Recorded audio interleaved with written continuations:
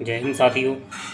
मध्य प्रदेश के समस्त अतिथि शिक्षकों के लिए नए सत्र की शुरुआत है, उसके लिए जो महत्वपूर्ण जानकारी है आपको हमारे चैनल के माध्यम से दी जाएगी। तो 1 मई को जो आदेश आया है उसके तहत नवीन आवेदक और जो पूर्व सत्र में कार्यरत हैं सभी के लिए ये जानकारी बहुत ही महत्वपूर्ण है। तो ये जानते हैं, ये आदेश जो आया है शैक्षणिक सत्र 2025-26 में अतिथि शिक्षक हेतु नवीन पंजीयन और पूर्व से पंजीकृत आवेदक द्वारा जानकारी अद्यतन करने विषयक जो नया पोर्टल आपका लागू किया गया है एजुकेशन पोर्टल 3.in पर आपको लॉगिन करना है।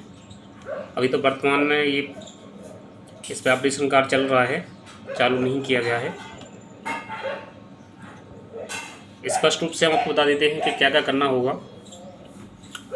नए आवेदक और पुराने दोनों को इसी पोर्टल पर जाना है। सारे डॉक्यूमेंट की जानकारी सबमिट करनी है, डॉक्यूमेंट को आपको अपलोड करना है। उसके बाद आपको जो संकुल स्तर से है वो आपको सत्यापन कार्य कराना पड़ेगा। यहाँ पर आप देखेंगे जो समय सीमा दी हुई है वो 2 से 5 तारीख तक दी हुई है।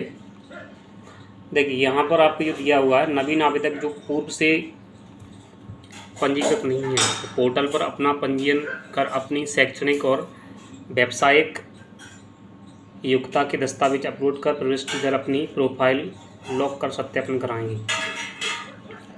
उसके बाद दिया है पूर्व से पंजीकृत ऐसे आवेदक जो अपनी जानकारी में संशोधन करना चाहते हैं अपने दस्तावेज अपलोड कर जानकारी को अपडेट कर अपनी प्रोफाइल लॉक करेंगे। और यहाँ पर देखो इस पॉइंट पे देखें, अर्थात अतिथि शिक्षक के रूप में कार्य करने के इच्छुक समस्त आवेदकों को पोर्टल पर दस्तावेज अपलोड कर सत्यापन का कार्य करना अनिवार्य होगा। ऐसा क्यों किया गया है? इससे पहले पिछले सत्र में बहुत सारे प्राचार्यों द्वारा, जैसे किसी का फर्स्ट ईयर चल रहा है तब भी उसकी जानकारी को सत्यापन कर दिया गया है और उसको उसका लाभ दिया गया है। यहाँ पर ऐसा नहीं होगा।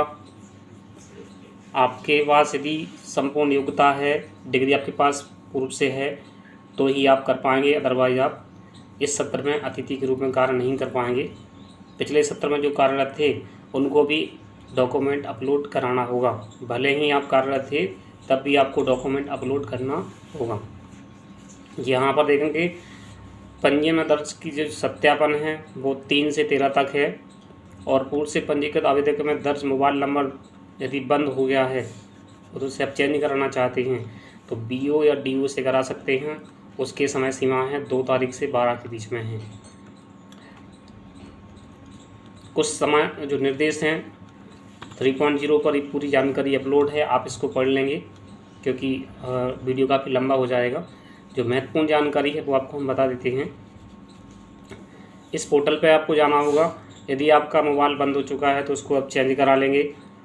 OTP के माध्यम से सबमिट होगा। समग्र ID और आधार कार्ड से आपका जो है सत्यापन किया जाएगा।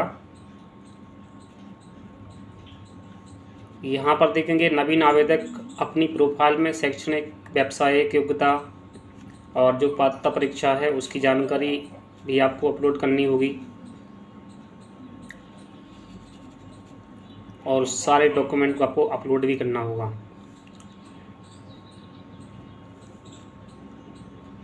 2.5 दिया समस्त आवेदक जिले ब्लॉक और संकुल की पैनल मेरिट सूची में शामिल होने के लिए ब्लॉक और संकुल का चयन करेंगे जहां से भी आप पैनल में शामिल होना चाहते हैं और OTP के माध्यम से आपकी प्रोफाइल लॉक होगी।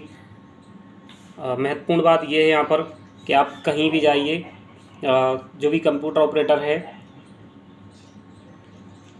अपने रिस्क पर काम कराइएगा कि ज़रा सी भी गलती हुई तो इस सत्र में आप कार्य नहीं कर पाएंगे।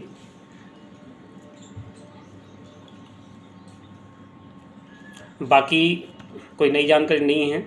बस डॉक्यूमेंट आपको अपलोड करना है, महत्वपूर्ण बात ये है।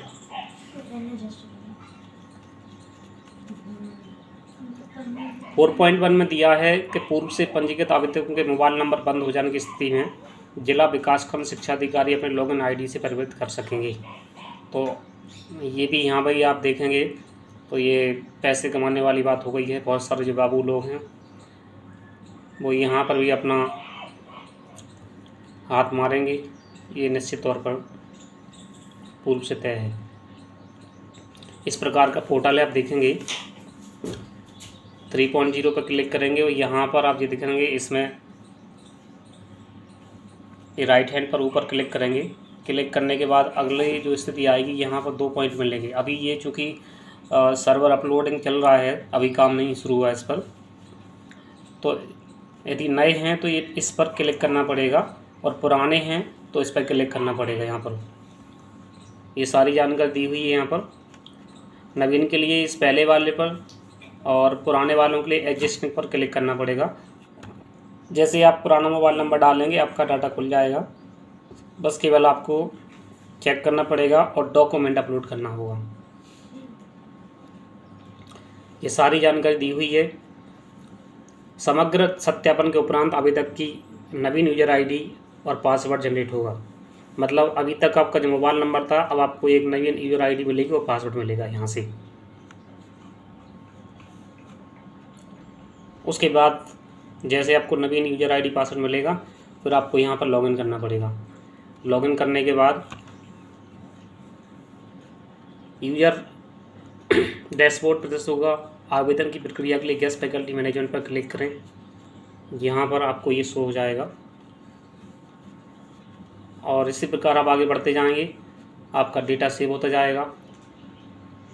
और बाकी जो पोर्टल लगभग सेम पुराने जैसा है, बस केवल स्थान चेंज कर दिया इनने। तो कोई खास बात यहाँ पर नहीं होगी आपके लिए। बस समय से पहले आपको करवाना है और ऐसी जगह कराइए कि सही से जानकारी फीड हो। एक गलती आपके लिए भारी पड़ सकती है।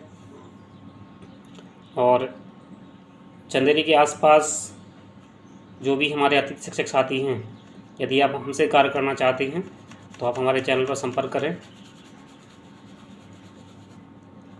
जो भी जानकारी होगी आपको उचित प्रदान की जाएगी और सारा ऑनलाइन डेटा फीड करने का कार्य हमारे द्वारा किया जाता है।